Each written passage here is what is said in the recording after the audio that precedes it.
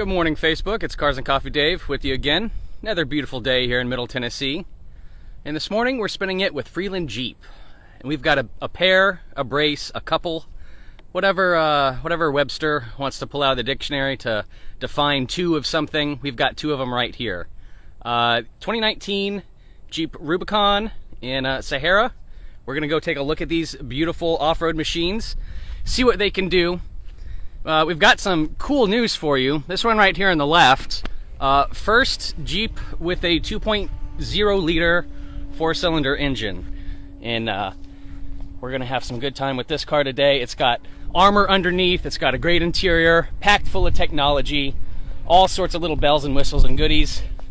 We're gonna take a look at them. Oh, look at this. Hey, what's up? Hey Caleb, how you doing? How you doing, guys? Hey, what's up? My name's Caleb, sales consultant over at Freeland Chrysler Dodge Jeep Ram. Just coming out here to tell you a little bit about some of our pieces here. Awesome. And let me just redirect this mic that way a little bit. Okay, perfect. Hear me now. All right, so these are 2019s. These are about 2018 models. 2018s, okay. We'll be getting 2019s pretty soon. All right, my bad on that. So these are 2018s. Wouldn't be Cars and Coffee Dave if I didn't make a mistake. But we have two of them, black and blue. Gonna do a quick exterior pan around so you guys can see them. Get an idea of which one you would choose. I'm noticing something right off the bat. There aren't any doors on these vehicles. Oh gosh. Did they fall off or something? No, it was just a nice sunny day. We wanted to. It's a nice sunny day and experience. Yeah, for sure. And for you off-road Jeep fanatics out there, that's nothing new to you. But for car guys and truck guys that don't take their doors off on a regular basis, kind of novel. So I got a question. Where do the doors go when they're not on the car? Where you got Jeep? Room for them. So, yeah. Obviously, real easy to come off. Just a couple bolts, a wiring harness, and clip off, and they can lift off. And really, one hand, they're super light. What I do and a lot of Jeep guys do is they, if you go to YouTube, there's lots of good little DIY projects. You can build a little hanger. I got one in my garage where I just hang the door right on it with some pull noodles. With like four slots in it, basically. Yeah, where there's you people can... that make little PVC piping looking things where you can put 4 in a row there. I have a 2-door, so I got less work. So I just hang mine right on the wall, yeah, when I don't need them. So how long does it take to go from doors on the vehicle to all the doors off and you're ready to go hit the trail? Depending on how quick you are with the wrench, I mean, I could go anywhere from, I'd say, optimistically, it just depends on if you're on the hard top, 4-door, or 2-door. I'd say the longest setup is this one, which is the hard top 4-door. 4 doors, twice the work. It takes one person. I'd estimate realistically 15 minutes. I mean, taking off all the bolts. Now, you would really want to have a second person lifting this hard top off. I would not recommend do it one person, just so either you or the Jeep doesn't get hurt. Yeah. But I'd say probably around 15 minutes max. If you have a 2-door soft top, you can be done in 5. Well, that's an impressive turnaround time, even on the long end. So that's good to know. Quick. Maybe not 15 the first time. I mean, it's almost as easy as 25, 30 the first time, but then well, there's always a learning experience whenever you do any automotive project for the first time, even something as simple as changing your lights. Oh yeah. And let's just take a quick look at the grills here, or the fascias of the vehicle. Yeah. Blue with silver accents on the right with the Sahara. Black with red on the Rubicon.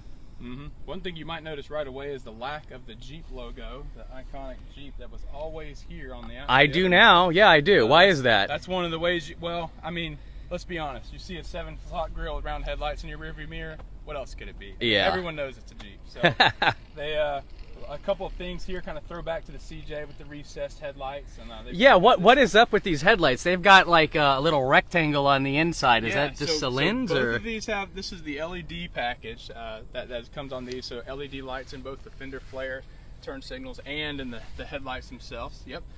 So that's new too. Fender flares sitting up high, nice aggressive look, gives you a nice looking, a higher approach angle, and well, I mean, limited by your bumper, but it looks really, really nice and high and aggressive.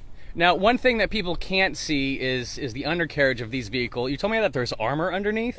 Yeah, so what we have here is a Sport and then a Rubicon. I'm sure a bunch of you guys, Jeep guys, knew that right off the bat, but the Rubicon is pretty much coming out the box ready to off-road, taking some serious damage. So underneath, it's got armor plating, the fuel tank, the transfer case, transmission, and if you can get under there and see it a little bit, you might be able to tell. Look at that.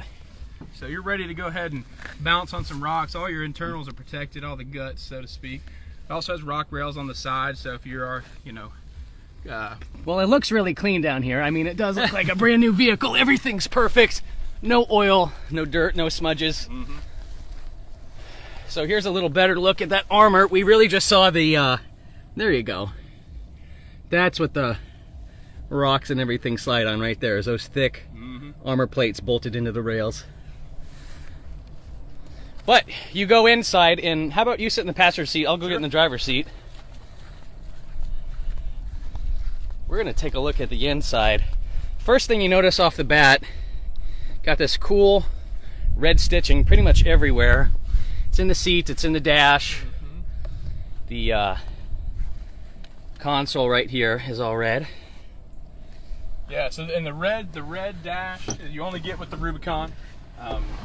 And the red stitching and all that stuff too. There is another color dash too. They do come with a silver dash depending on what color you get. If you get something in the mojito green or a bright color, it'll default to a silver dash, but you'll still have all that nice cool trim level. So yeah, and you Jeep guys probably, you know, anyone who's driven a JK will notice every single button that you're looking at is completely different than the outgoing model. They redesigned it from the ground up, and it actually does not share a button with another FCA vehicle, which I think is pretty cool.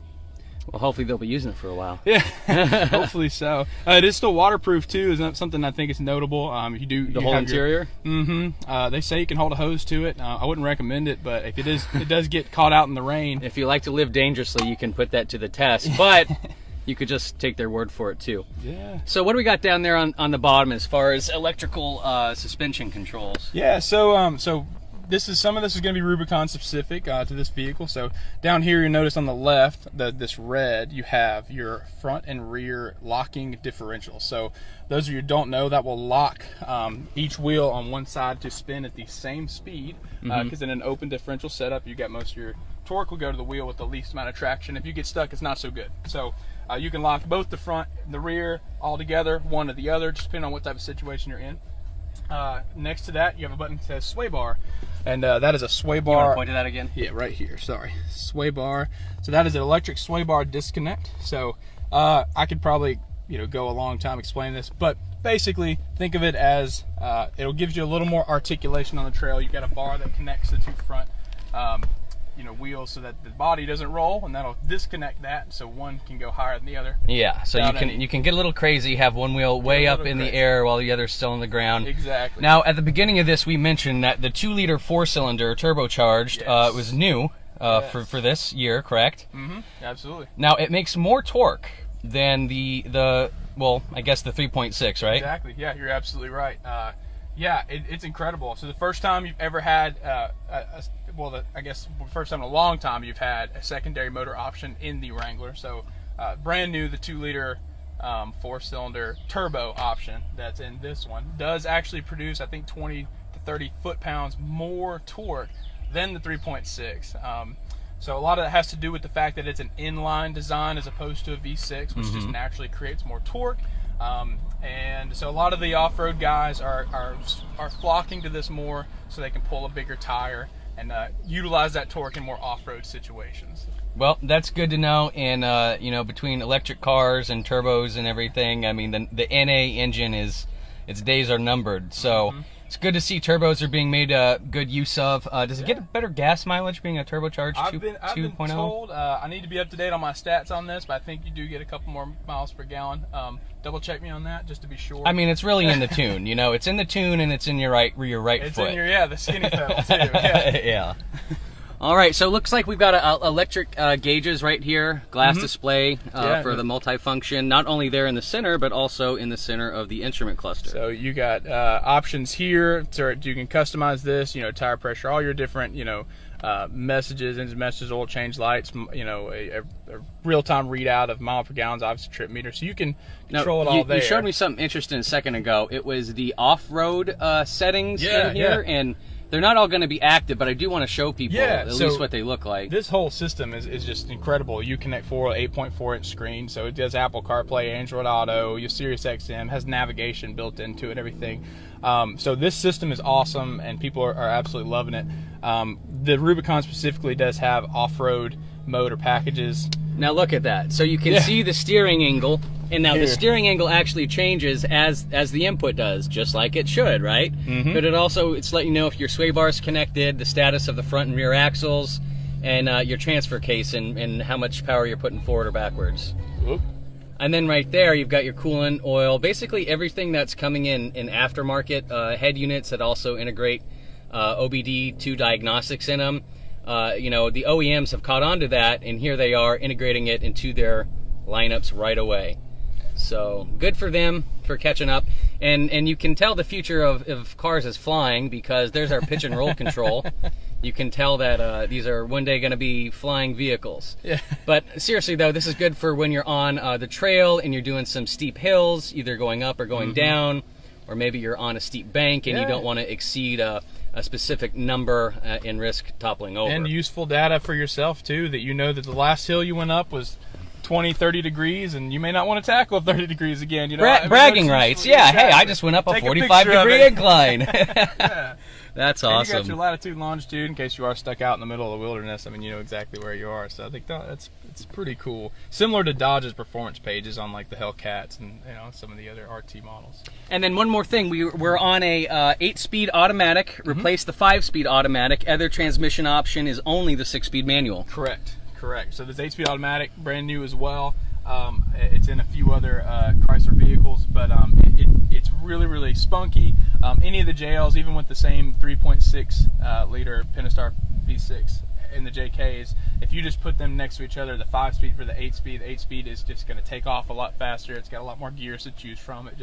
It really just it runs like a sewing machine on the interstate. It's really great. Well, it seems to me that everyone's dropping their final gear ratio as these 8 and 10 speeds come out, because they've got ridiculous first and second gears that they're making up for the lower final drive by putting a steep transmission in it. And that might be something worth noting too. Transfer case.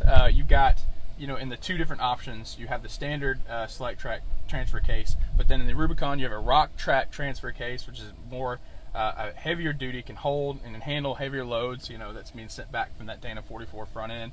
And essentially in the manual transmission, you can even get an 84-to-1 crawl ratio, which is insane. So you can literally start in 3rd gear in the manual transmission and just be fine in 4 low. I wouldn't recommend it, but still. It's you doable. know what I mean? That's what matters. You can take your foot off the pedal and it will climb up the hill by itself. That's just how geared down it is, how torquey it is. Awesome. Well, I think we've hit all the high points here. Where can people come and see these cars in person, and how can they get in contact with you, Caleb? Yeah, absolutely. So come and see us. We're Freeland Chrysler Dodge Jeep Ram. We're located at 5800 Crossings Boulevard in Antioch. That's exit 60, Hickory Hollow exit. Come and see us. You can find us on Facebook, Instagram, Freeland Auto pages. You can find me, Caleb Jeeps and Trucks, sales, Instagram, Facebook. We've got everything. Or give us a call. Our number is 615-866-6060. Ask to speak to Caleb, and we'll go on a topless test drive. And I would love to show you all of our models. We got a great selection of JLs right now. We've got a knowledgeable staff. We'd love to help you out. Come and see us. And Caleb is the Jeep guy at Freeland, and he is well versed in all of this. And Caleb, thank you so much for your time today. Really appreciate it, buddy. And I'm gonna jump out here real quick, do a quick close.